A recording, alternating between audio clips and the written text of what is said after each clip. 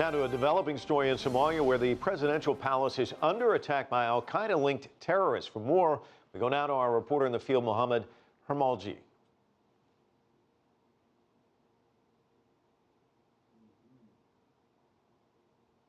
Mohamed, what can you tell us at this point?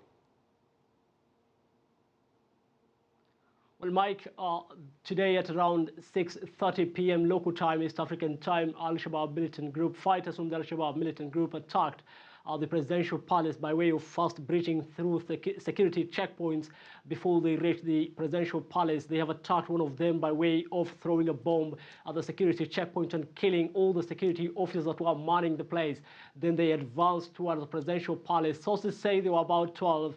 Others say 7, but the official figure that we have now is that there are 5 gunmen, all of them lethally armed, all of them having machine guns, and all of them probably wearing suicide bomb vests. Now, we understand at the time of the attack, the president was not at the presidential palace today. We understand he had been invited at that time by the United Nations Special Envoy to Somalia, Ambassador Nicholas K, and the president who had been away.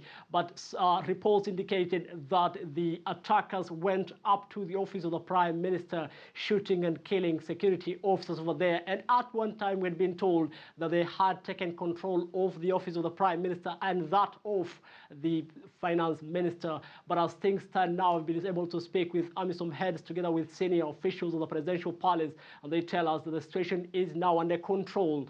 But what they don't know up to now is the extent of the damage caused, save for the fact that all the 5 or 7 attackers had been killed, all of them. And at the moment, the president is safe, the Prime Minister is safe, and no senior official had been killed in today's attack. Mohammed, obviously this is a huge blow. What does this do for the government's image? Just last week, China took the first steps towards reopening the embassy in Somalia after more than a 20-year absence. Of course, the U.S. also taking tentative steps to do the same thing last month. And that was really an indication that world leaders were acknowledging that the troubled country was once again seeing some stability. And then today, what does this do for the government? Certainly a very bad image for the government, because we understand since the beginning of this holy month of Ramadan, the militant group Al-Shabaab has vowed more attacks and escalation of attacks, either by way of suicide or bomb attacks or targeted killings. The last couple of days, they had been killing several traffic officers. On Thursday, they killed a member of parliament. He becomes the 4th that they have killed this year, and 6th in the inception of the August House. We understand on Saturday they tried a similar raid on the parliament precincts, but was intercepted. Their bomb-laden vehicle had been intercepted at the gate of the parliament building, and that there was no much damage, save for the fact that a few security officers had been killed there. Now, this is not a good thing.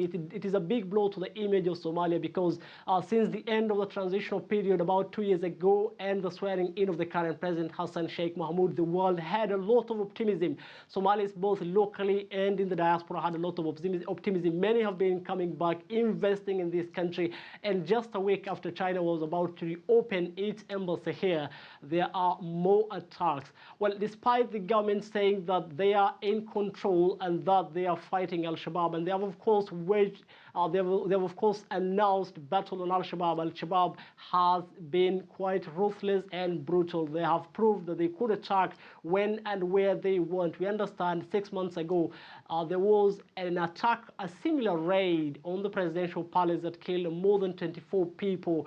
Last year they attacked the United Nations compound. Last year they also attacked a courthouse complex in Mogadishu's central justice system. Therefore, Al-Shabaab want to prove that they are in control. They have vowed to attack the government premises, the UN, and kill all the soldiers here.